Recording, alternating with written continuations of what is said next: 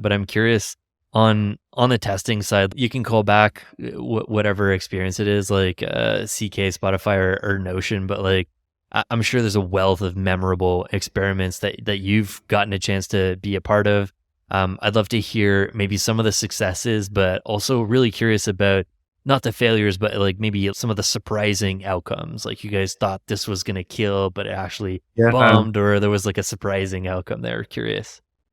Yeah, those are always the most fun ones, right? Is the ones that we integrated a startup that had built this music marketplace for musicians where sort of like a Fiverr or an Upwork, if you needed a track mastered or even produced, you could go out and find someone to do it for you.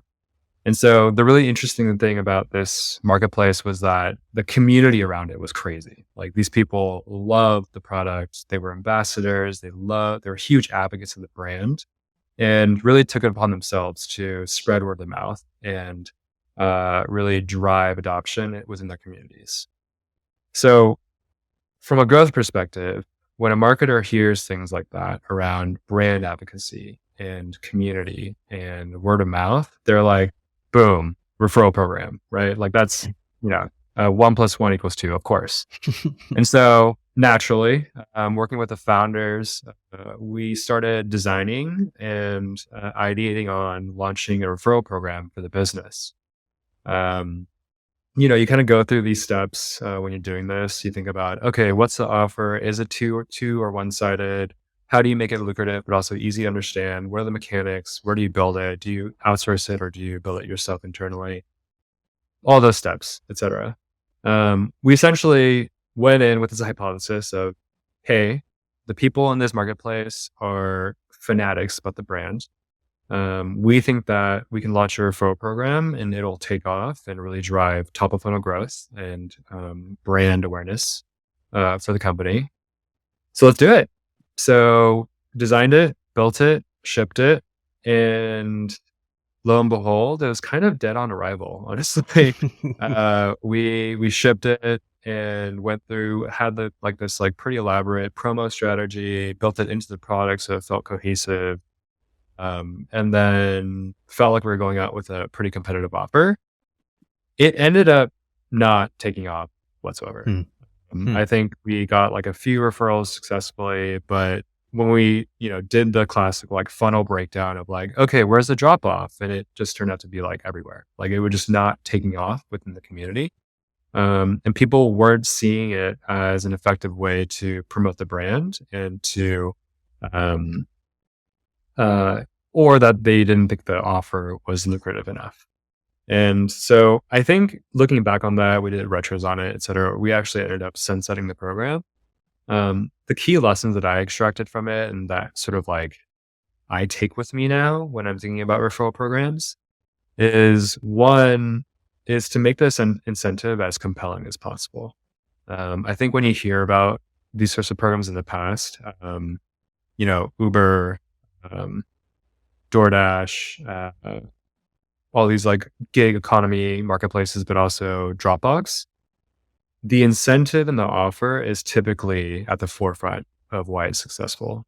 It's easy to understand and it's extremely compelling because it solves an immediate need. And for the time that we built this, it was somewhat compelling, but the time at which it was useful and valuable was something that we hadn't actually nailed. And so that's a lesson that I really take and kind of underline whenever we're talking about referral programs now. And the second broader lesson for me was this program was like one of 10 things we launched in a quarter. And I think looking back, we probably could have made it work or like identified why it wouldn't work or iterated on how to make it successful if we had brought some more focus to our work.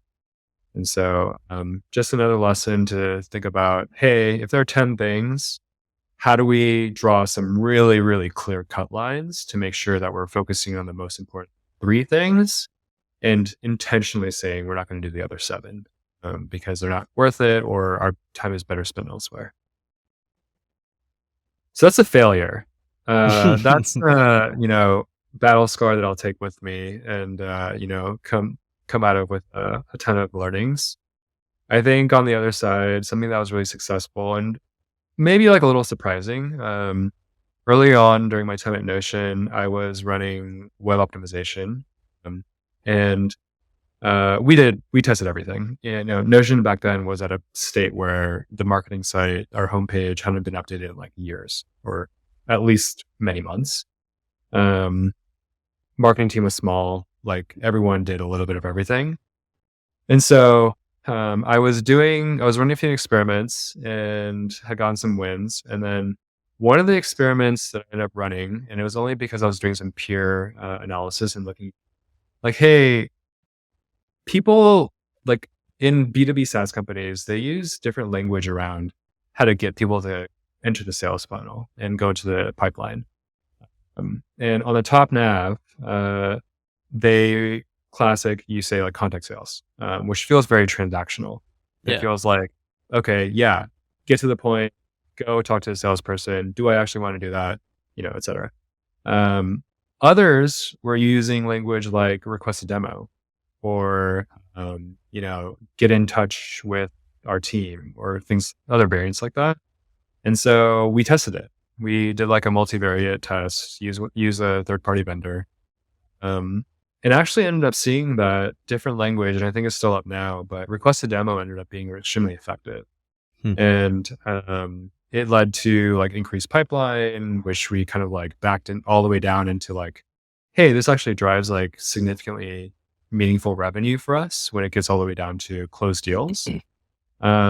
It all started from obviously one of the most important and valuable services, your website and your homepage. But from a very basic like CTA text test. And I think that really just, made me remember that it's never too late or it's never not a good idea to test the simple things. And most of the time, they're going to work.